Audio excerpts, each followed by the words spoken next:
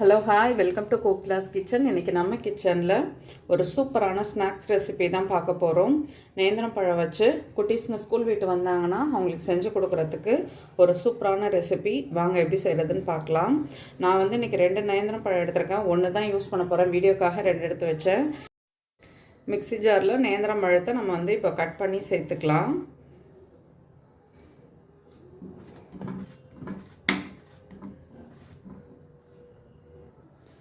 இப்போ இதில் ஒரே ஒரு ஏலக்காய் சேர்த்துக்கலாம்.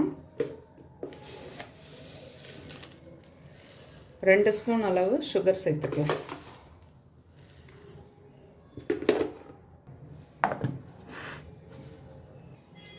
இப்போ இந்த அரைச்ச பழத்தை நம்ம இந்த பாத்திரத்தில் சேர்த்துக்கலாம். இப்போ நான் பச்சரிசி மாவு எடுத்திருக்கேன். கொஞ்சம் கொஞ்சமாக இதில் சேர்த்துக்கலாம்.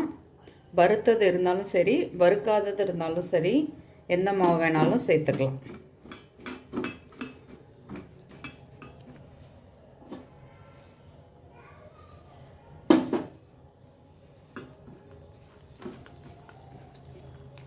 இந்த மாவோட 1 ஸ்பூன் நெய் சேர்த்துக்கலாம்.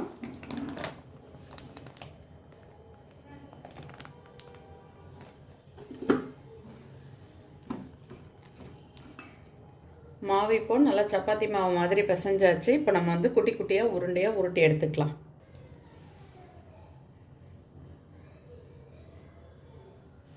இந்த மாதிரி சின்ன சின்னதாக உருட்டி எடுத்துக்கலாம் எல்லா மாவையும். இப்போ எல்லா மாவையும் இந்த மாதிரி குட்டி குட்டியாக உருட்டியாச்சு. நம்ம இட்லி பாத்திரத்தில் வச்சு எப்படி இட்லி வேக வச்சு எடுப்போமோ அதே மாதிரி வேக வச்சுக்கலாம். இப்போ இதை ஆவியில் நல்லா வேக வச்சு எடுத்துக்கலாம். 10 நிமிஷம் ஆயிடுச்சு. ஓப்பன் பண்ணி பார்க்கலாம்.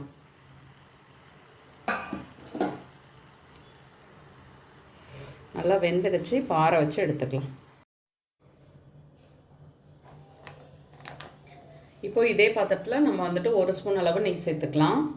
நான் கொஞ்சமாக தான் நெய் சேர்த்துருக்கேன். இப்போ இந்த நெய்யில் நம்ம உடைச்சி வச்சுருக்க முந்திரியை சேர்த்துக்கலாம்.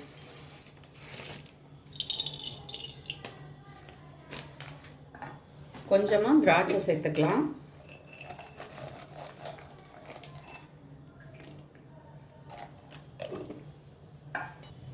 இதை இப்போ நல்லா வறுத்துட்டு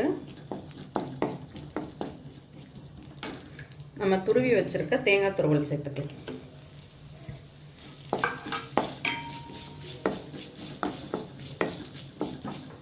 இதில் இப்போ 1 ஸ்பூன் அளவு சர்க்கரை சேர்த்துக்கலாம்.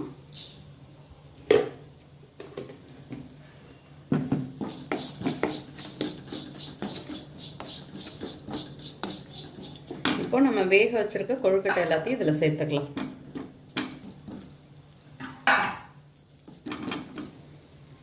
அவ்வளோதான், சூப்பராக ரெடி ஆயிடுச்சு. நம்ம பவுலில் இப்போ மாற்றிக்கலாம். சுட சுட சூப்பராக நம்மளோட நேந்திரம் பழ கொழுக்கட்டை ரெடி ஆகிடுச்சு. நீங்களும் வீட்டில் ட்ரை பண்ணி பாருங்கள். கண்டிப்பாக உங்களுக்கு பிடிக்கும். வீடியோ பிடிச்சா லைக் பண்ணுங்கள். என்னோடய வீடியோ உங்களுக்கு யூஸ்ஃபுல்லாக இருந்தால் சப்ஸ்கிரைப் பண்ணிக்கோங்க. மறக்காமல் செஞ்சு பார்த்துட்டு உங்கள் கமெண்ட் சொல்லுங்கள். தேங்க்யூ.